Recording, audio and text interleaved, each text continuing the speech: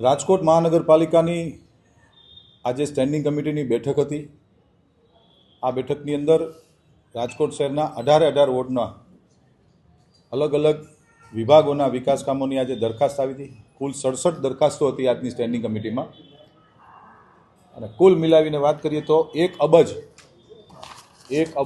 75 કરોડ 60,98,186 કરોડના ખર્ચે, એટલે કે 175 કરોડ 60 લાખ રૂપિયાના જેવી માતબર રકમના ખર્ચે રાજકોટ શહેરના અલગ અલગ વિસ્તારમાં અલગ અલગ વોર્ડની અંદર અલગ અલગ વિભાગોના કામની આજની સ્ટેન્ડિંગ કમિટીમાં દરખાસ્ત આવી હતી, જેને અમે લોકોએ મંજૂર કરી છે। ખાસ કરીને પત્ર નંબર 6 છે, પત્ર નંબર 7 છે। રાજકોટ મહાનગરપાલિકાના વેસ્ટ ઝોન વિસ્તારના જુદા જુદા બગીચાઓ, સિનિયર સિટીઝન પાર્ક તથા બાલ ક્રીડાંગણની એક કોર્સ માટેની જાળવણીની જે દરખાસ્ત હતી, સ્ટેન્ડિંગ કમિટીમાં વર્ષોથી અમારી ભારતીય જનતા પાર્ટીની પરંપરા રહી છે કે કોઈ પણ દરખાસ્ત ઉપર પક્ષના તમામ કોર્પોરેટરો અને શહેર ભાજપના અધ્યક્ષ ડૉક્ટર માધવભાઈ દવેની અધ્યક્ષતાની અંદર આની ચર્ચા થતી હોય છે। આ દરખાસ્તની અંદર વધુ પૈસા અમને જણાતા, કારણ કે 1 વર્ષ અને કુલ 33 બગીચાઓ છે, જેનો ખર્ચ 1 કરોડની આસપાસનો 1 વર્ષનો આવતો હતો, જે સ્ટેન્ડિંગ કમિટીને વધુ ખર્ચ લાગ્યો એટલે આ દરખાસ્તને અમે લોકોએ રીટેન્ડરમાં લઈ જઈએ છીએ કે ફરી વખત આનું ટેન્ડર કરવામાં આવે। ભૂતકાળમાં પણ અનેક દરખાસ્તો એવી હતી જેને અમે રીટેન્ડરમાં લઈ ગયા છીએ, જેમાં અમને ફાયદો પણ થયો છે, એટલે એને અમે રીટેન્ડરમાં લઈ જઈએ છીએ। પછી ક્રમ નંબર 18 વોર્ડ નંબર 10માં આવેલી નવી વોર્ડ ઓફિસ બનાવવાનું કામ છે, ત્યાં એમાં સ્થાનિક લેવલે વિરોધ આવ્યો છે।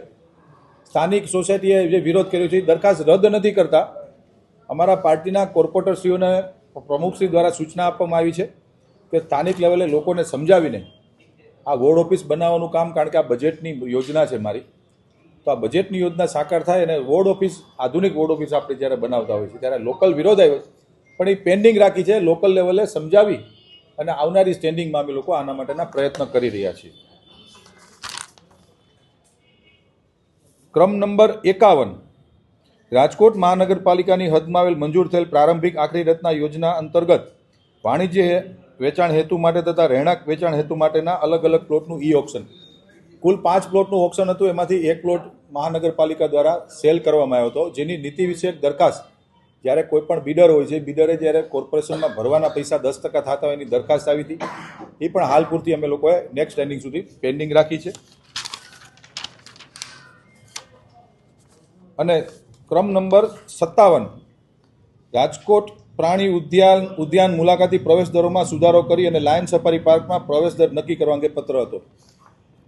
આપ સૌને જણાવતા મને ખૂબ આનંદ થાય છે કે પ્રદ્યુમન પાર્કની અંદર જે દરખાસ્ત ભાવ વધારાની આવી હતી, ભાજપના સૌ કોર્પોરેટર મિત્રોએ આજે ભાવ વધારાની દરખાસ્ત રદ કરી છે અને જે જૂનો ભાવ જે હતા પ્રદ્યુમન પાર્કમાં, એ જ જૂના દરે વેકેશનની અંદર રાજકોટ શહેરના નગરજનો પરિવાર સાથે પ્રદ્યુમન પાર્કમાં જાય, એના માટે કોઈ વધારાના ચાર્જ ન લગાડવાના અને જૂનો જે ચાર્જ હતો એ મુજબ નક્કી કર્યું છે। અને લાયન સફારી પાર્ક જ્યારે અત્યારે નિર્માણમાં છે, લાયન સફારી પાર્ક બન્યા પછી દરો અમે નક્કી કરશું। કુલ મિલાવીને આજની રાજકોટ મહાનગરપાલિકાની સ્ટેન્ડિંગ કમિટીમાં અલગ અલગ વોર્ડની અંદર વિકાસ કામોની આજે અમે લોકોએ બહાલી આપી છે અને 175 કરોડ જેવી માતબર રકમના ખર્ચે અમે લોકો આજની સ્ટેન્ડિંગ કમિટીમાં કામો મંજૂર કર્યા છે।